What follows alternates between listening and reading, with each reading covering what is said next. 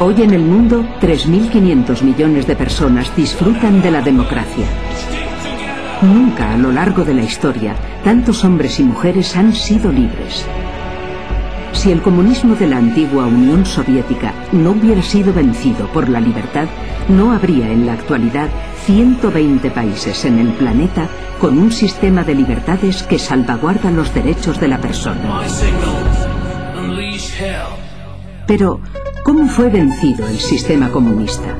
¿El muro de Berlín cayó por sí mismo o lo derribó el anhelo de libertad de los demócratas?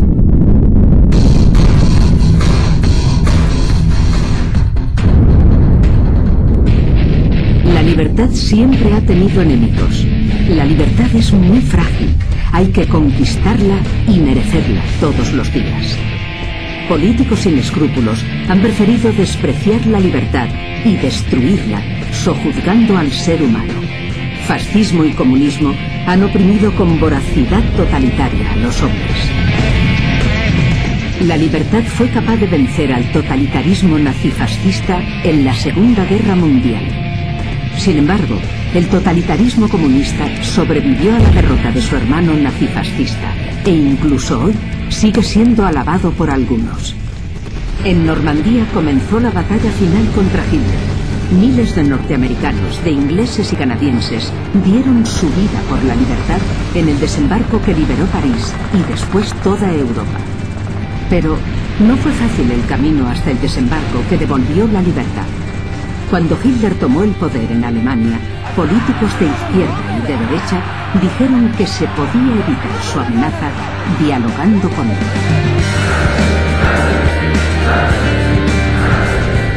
En 1934, millones de ingleses pedían paz mediante un diálogo con Hitler. En 1938, la opinión pública francesa pedía también diálogo. «Hemos salvado la paz de nuestra época», gritó Chamberlain a la jubilosa muchedumbre que lo recibió en Londres a su regreso de la reunión de Múnich. «Hemos sufrido una derrota total», afirmó un solitario Churchill en el Parlamento británico entre abucheos. La respuesta al diálogo fue inmediata: la invasión nazi de media Europa. Militarización de Renania en 1935. Anexión de Austria, 1936. Anexión de los Sudetes, 1937. Y Checoslovaquia, 1938. Dialogar con quien quiere asesinar nuestra libertad y someternos a su tiranía nunca funciona. Ni entonces, ni ahora. Roosevelt, Truman y Churchill no buscaron la paz a cualquier precio. Para ellos la libertad no estaba en venta. Liberaron a Europa y al mundo de la opresión nazifascista, pero no pudieron impedir que el Ejército Rojo se adueñara de los países del este europeo en 1945. La Segunda Guerra Mundial acabó, pero afortunadamente las tropas aliadas no se retiraron, siguieron y siguen hoy defendiendo nuestras democracias. Pero el terrible telón de acero tenía una grieta por la que los europeos del este podían huir hacia la libertad. Esa grieta se cerró en la noche del 12 al 13 de agosto de 1961. Entonces, el secretario general del Partido Comunista de la Unión Soviética, Khrushchev, ordena construir el Muro de la Vergüenza. Adenauer, representando a todos los alemanes, prefirió una Alemania dividida a una Alemania sometida. Las familias fueron divididas. Los que buscaban la libertad, asesinados. El muro fue creciendo sobre los cadáveres de quienes querían saltarlo y ser libres. Millones de personas quedaron atrapadas detrás de él, condenadas a padecer un destino de humillación, opresión y miseria. La propaganda oficial alimentaba la idea de que con el muro se estaba construyendo la utopía. El muro siguió vivo porque muchos en Occidente admiraban el comunismo y lo justificaban para evitar los males que, según ellos, tenía la libertad.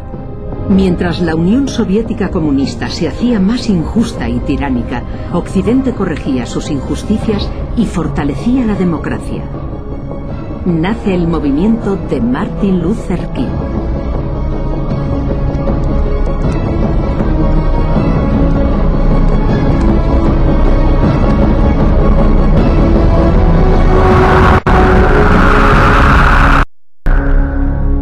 Kennedy proclamó ante el muro: "Yo soy berlinés". Hay quienes proclaman que el futuro está en el comunismo. No tienen más que venir a Berlín. Las heridas de la guerra de Vietnam debilitaron a Norteamérica y a los países de Occidente. La crisis económica del 73 introdujo un nuevo lenguaje político: la distensión. Dialogar y apaciguar a la Unión Soviética. ¿Cómo? El presidente norteamericano Carter quiere dialogar con el enemigo. La respuesta al diálogo propuesto en Occidente no se hizo esperar. El totalitarismo comunista siguió rearmándose y expandiéndose por el mundo. El planeta parecía condenado a ser comunista y a ver morir la libertad en los países que la conservaban. En Europa, los norteamericanos que habían traído la libertad derrotando a Hitler se hicieron indeseables por la propaganda de quienes querían llevar el muro de Berlín hasta Lisboa. Muchos políticos pedían su retirada. Lo mismo ocurrió en Centroamérica, América del Sur y África. En los 70, tan solo Portugal y España entraron en el minoritario club de los países libres. La lucha por la libertad no es fácil. Los políticos débiles abogaban por el diálogo, mientras el comunismo respondía con la misma fórmula que Hitler años atrás: la invasión y la opresión. Las cicatrices nos recuerdan que el pasado existió, y también la cobardía de quienes prefirieron ceder. El apaciguamiento nunca funciona, ni entonces ni ahora.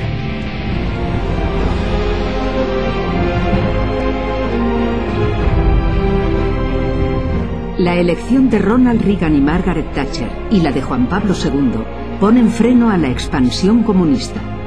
Frente a los intelectuales y políticos de izquierda que protestaban y ridiculizaban a estos protagonistas históricos en la lucha por la libertad, ellos fijaron una estrategia que fue fatal para el comunismo. No hay diálogo posible con el totalitarismo. Hay que oponerse a él. Mientras tanto, la pobreza aumentaba en los países comunistas y la corrupción se hacía ley en una sociedad vigilada y secuestrada por la tiranía. Hubo numerosos líderes de la izquierda europea que se acercaban a Berlín y pedían diálogo, vaticinando incluso que el muro se caería solo. La realidad fue otra. Hubo que derribar. Fue el clamor de la dignidad y la fuerza irresistible de millones de personas que decían no al comunismo que padecían, quienes estuvieron detrás de las decisiones que llevaron a Reagan, Thatcher y Juan Pablo II a oponerse al totalitarismo soviético. Se pasó de luchar por el diálogo a luchar por la libertad. Y solo cuando ésta venció, vino la paz. El 9 de noviembre de 1989, la Europa oprimida por la tiranía comunista recuperó la libertad. Millones de personas vieron en la destrucción del muro de Berlín el comienzo de una nueva vida. Incluso las víctimas de la tiranía tuvieron la grandeza moral de ser generosas con sus verdugos y carceleros. No hubo un Nuremberg para el comunismo, aunque muchos lo reclamaron. Sin embargo, todavía hay quien defiende los reductos de tiranía comunista que sobreviven en el planeta, sin importarles la opresión y la miseria de quienes padecen una hiel que evidentemente no quieren para ellos. 3.500 millones de personas viven hoy dentro de una sociedad democrática que reconoce el principio un hombre, un voto, y pueden pronunciar sin problemas la palabra libertad. El planeta Tierra ya sabe lo que es vivir en paz. La pesadilla ha terminado.